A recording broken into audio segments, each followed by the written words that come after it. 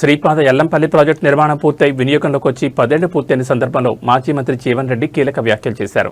కేసీఆర్ ముఖ్యమంత్రి అయిన తర్వాతే ఎల్లంపల్లి ప్రాజెక్టు నిర్మాణం శరవేగంగా పూర్తయి అందుబాటులోకి వచ్చిందని, ఉమ్మడి రాష్ట్రంలో 10 ఏళ్ల అధికారంలో ఉన్న కాంగ్రెస్ ప్రభుత్వం ఈ ప్రాజెక్టును పూర్తి చేయలేకపోయిందని తీవ్రంగా విమర్శించారు.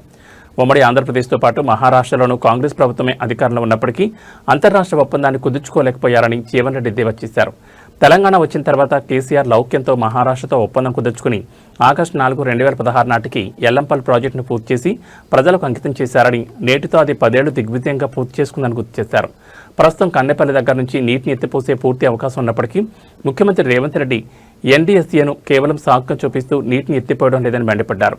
రైతాంగానికి సాగునీరు అందించకుండా ప్రభుత్వం నిర్లక్ష్యం వహిస్తోందని ఆరోపించారు. ఎల్లంపల్లి ప్రాజెక్టు దశాబ్ది పూర్తి చేసుకున్న వేళ జీవన్ రెడ్డి చేసిన ఈ వ్యాఖ్యలు తెలంగాణ రాజకీయాల్లో తీవ్ర చర్చనీయాంశంగా మారాయి. అసలు basically what is Kaleshwaram project? ఇలా మిత్రుడు రేవంత్ రెడ్డి గారు, ఉత్తమ్ రెడ్డి, ఆయన సహచర మంత్రివర్గ సభ్యులు ఏదైతుందో కాళేశ్వరం ప్రాజెక్ట్ అంటే ఇట్స్ లైక్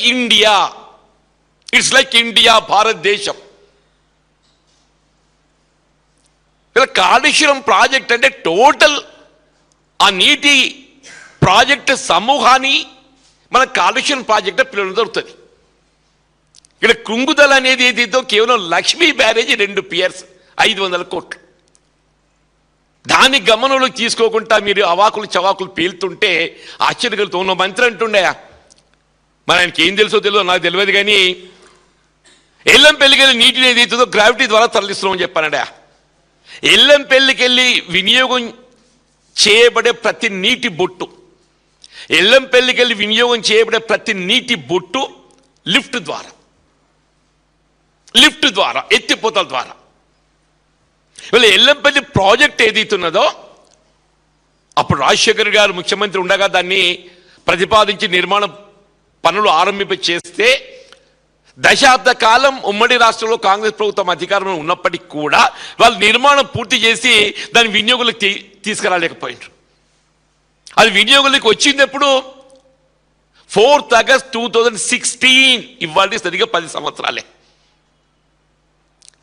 4th August 2016. ఇవాళ 4th August 2026. ఇవాళ సరిగ్గా 10 సంవత్సరాలు అవుతుంది అది వినియోగంలోకి వచ్చి. తెలంగాణ రాష్ట్ర ప్రభుత్వం ఏర్పడ్డ తదుపరి కేసీఆర్ గారు ముఖ్యమంత్రిగా, అప్పుడు హరీష్ రావు గారు నీటిపారుదల శాఖ మంత్రులు. హరీష్ రావు గారు దట్స్ పుట్ టు యూజ్. ఎల్లంపల్లికి నీటిని ఏదైతుందో నంది మేడారం